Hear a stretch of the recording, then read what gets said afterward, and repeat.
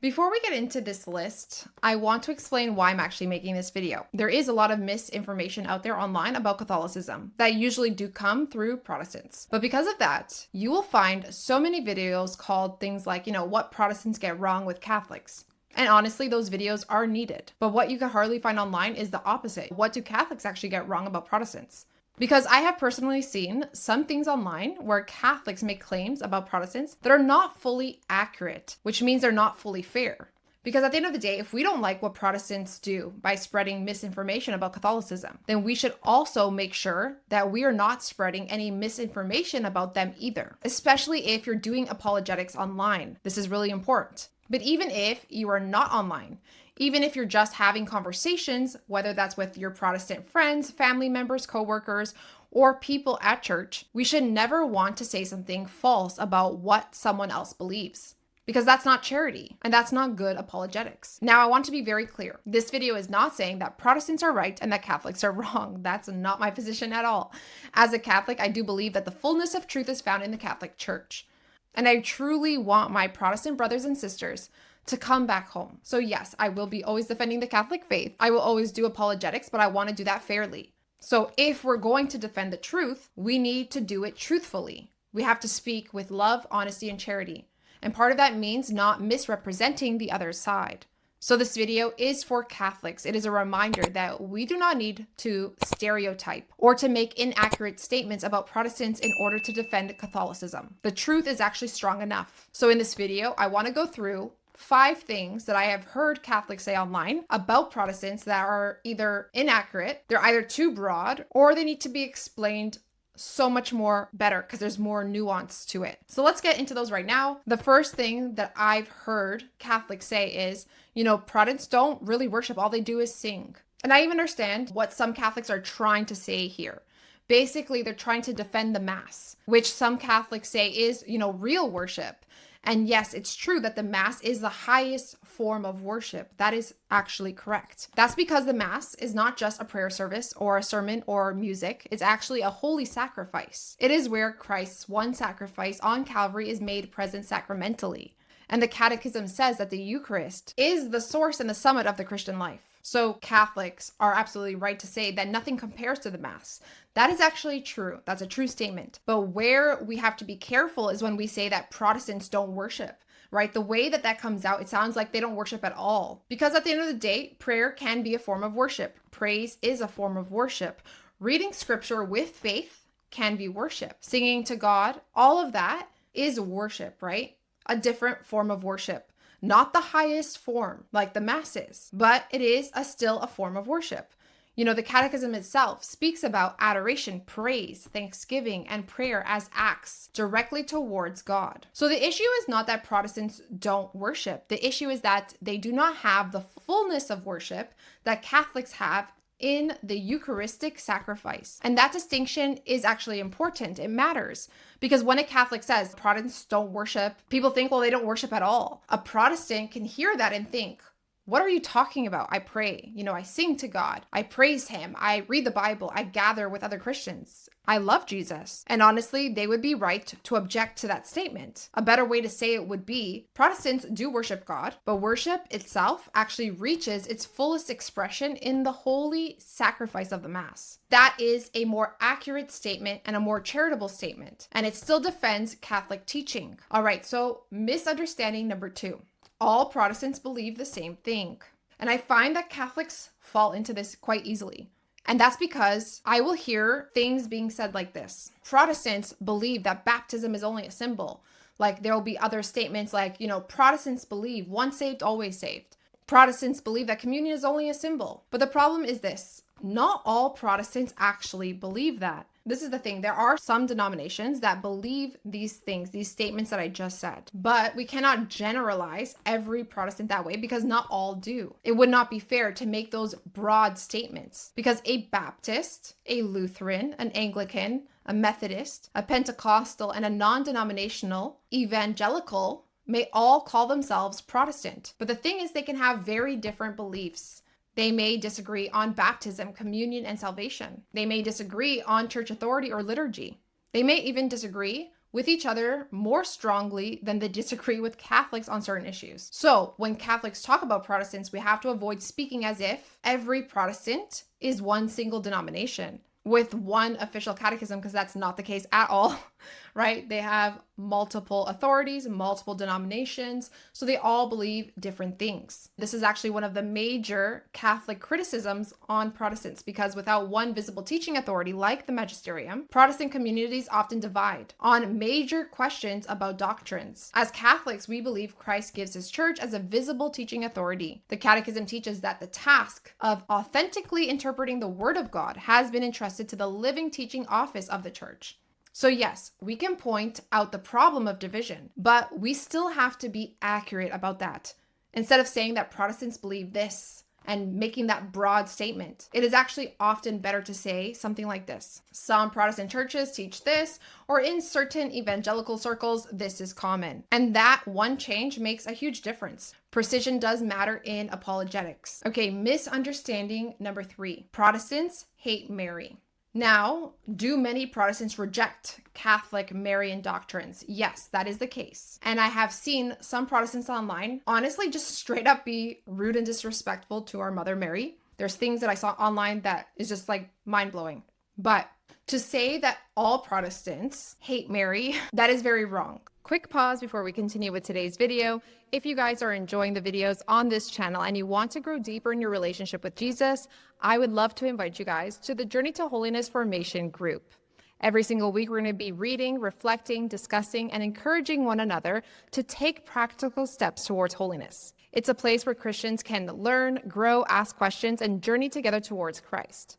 And if these videos have been helping you in your faith, joining this formation group is also one of the best ways to support this ministry, and it also helps me to continue creating content that brings people closer to Christ. So if you're wanting not just more information, but actual real transformation, then the link is going to be in the description box down below. You can also scan this QR code if you want to get more information. Now let's get back to today's video. Many are very uncomfortable with Mary, even praying the rosary. Many reject asking Mary and the saints for intercession. So things that are more common in the Catholic faith, you're not going to see that in Protestant circles. Many people think that Catholic devotion to Mary goes a little too far.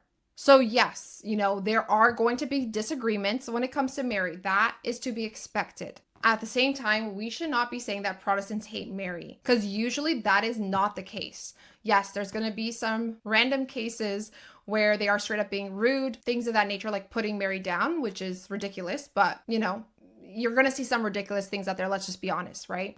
But to say that all Protestants are like that is very inaccurate. Many Protestants actually do honor her in some way. They do respect her. Some even believe that she is the Mother of God. Some won't give her that title, but some do. At the end of the day, they believe she was chosen by God. They believe she was faithful. They believe that she said yes to the Lord, which is all good. This is all stuff we agree on.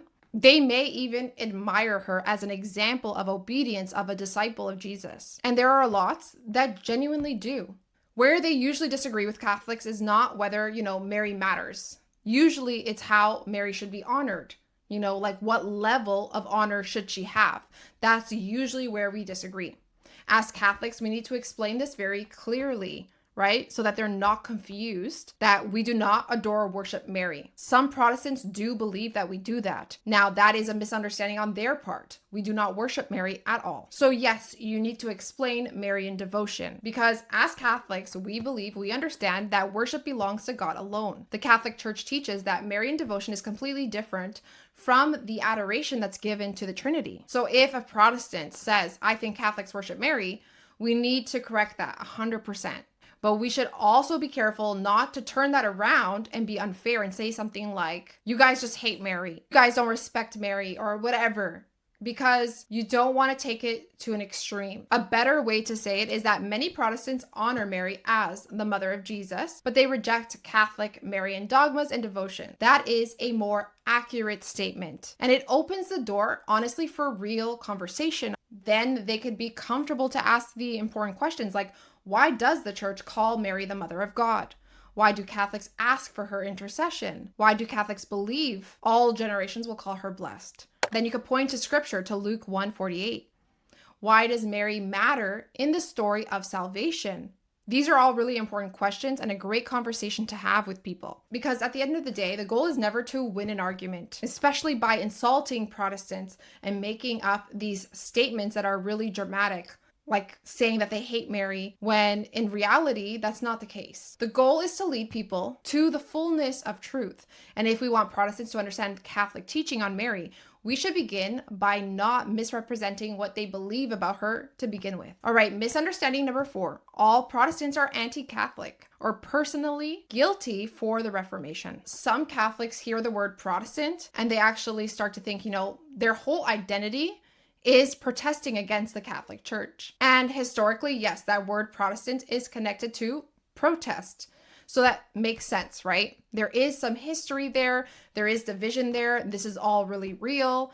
The disagreements are real. But we also have to be very careful. And that's because the average Protestant today is not necessarily walking around thinking, my whole life is about attacking Catholicism or being anti-Catholic or I'm protesting about Catholicism. In fact, most of them don't even understand that the word Protestant means that. They don't even know that there's that connection there. Some Protestants are anti-Catholic, let's be real. You will see that in some denominations. That is true. But not every Protestant is like that. Many Protestants simply inherit the tradition that they were born into. And honestly, they never question it. Maybe they grew up Baptist or Anglican, Lutheran, Pentecostal. Maybe they were born into a Methodist household or a non-denominational household. And that's all they know. They don't even know what the word Protestant means because they don't even think about that. They just look at themselves like a believer in Jesus Christ, and that's it. They don't know the history of the church. They really just know their Bibles, and that's it. Whatever their pastor has taught them, that's all they know. Some of them were taught certain things about Catholicism, and they never really questioned it.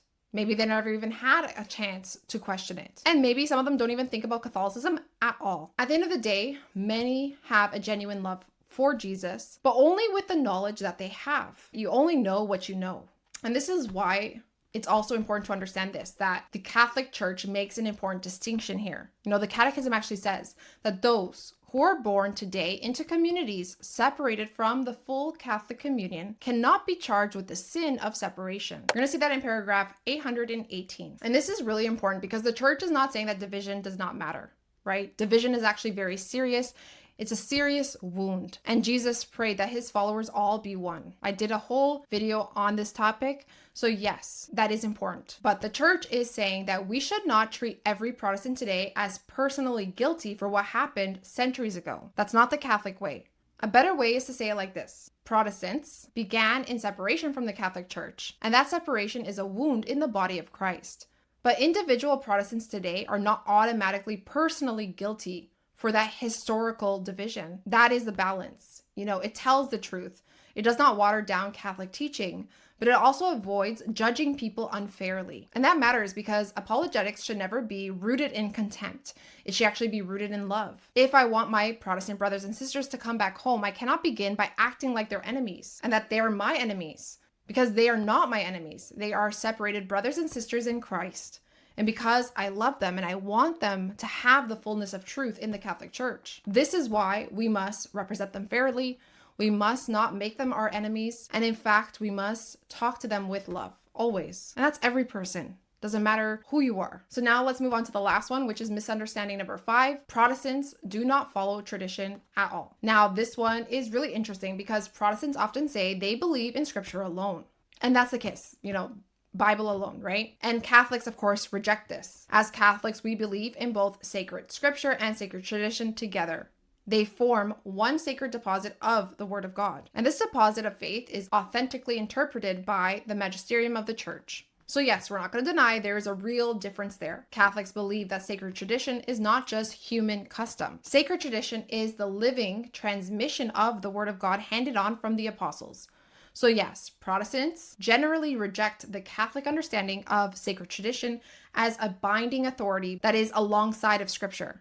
But that does not mean that Protestants have no traditions at all, because they absolutely do. They have traditions of worship. They have altar calls, right? They have Bible study methods that they do. They have different denominational customs depending on your denomination. Some have liturgical calendars. Some recite creeds. Some have traditional hymns. Some have very specific style of Sunday service that gets repeated week after week.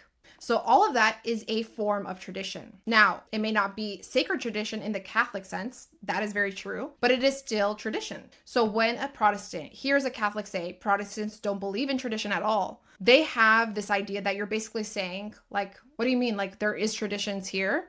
They're just not like your traditions. A stronger response is this. Protestants do have traditions, but they usually reject sacred tradition as Catholics understand it. The apostolic tradition handed down in the church. That's how we see sacred tradition. And that is much clearer. And it gets to the real issue here. The Catholic claim is not simply that tradition exists. The Catholic claim is that Christ gives his church a living apostolic tradition, preserved and interpreted through the church that he founded. So again, we do not need to say that Protestants have no tradition at all. We just need to explain the difference between human traditions, denominational traditions, and sacred tradition, because they are very different, right? But when you just use that word tradition, it can be very confusing because it's like, what do you mean by that? Definition of words matter when you're doing apologetics. So that's my list, the 5 things that I think Catholics need to be more careful about when they're speaking about Protestants or doing apologetics online. It is not good apologetics to win an argument by misrepresenting the other side, because the goal of Catholic apologetics should never be to humiliate someone. The goal is to lead people to Christ and his church. So when we speak about Protestants, let's be accurate, let's be fair, charitable. Let's not do the stereotype thing. Let's not make claims without fully understanding what we're saying or being clear with our words, our definitions, because that does matter. That causes confusion. Because if we truly want our Protestant brothers and sisters to come back home, then we need to speak in the way that reflects the heart of Christ. Firm in truth, gentle in charity, clear in doctrine, and always motivated by love. So let me know in the comment section, have you ever heard one of these misunderstandings below? Maybe there's one that I've missed that you want to add to the list down below. You can do that. And above all, let's always pray for unity, pray for our separated brothers and sisters, and pray that all of us may come more deeply into the fullness of truth in Jesus Christ and his church. And if you want to learn more about the Catholic Church, and how it is the church that Jesus founded, then watch this video next if you want to keep learning about that topic. And if you want to keep growing in your Catholic faith, I would love to invite you guys to the Journey to Holiness Formation community. We're going to be reading Catholic classics together with weekly formation calls, reflections, and accountability. So the link is going to be down below in the description if you feel called to join, or if you want to learn more, you can simply scan this QR code right over here just to get more information. So until next time, guys, I hope you guys all have an amazing day today. God bless, and see you guys in the next one.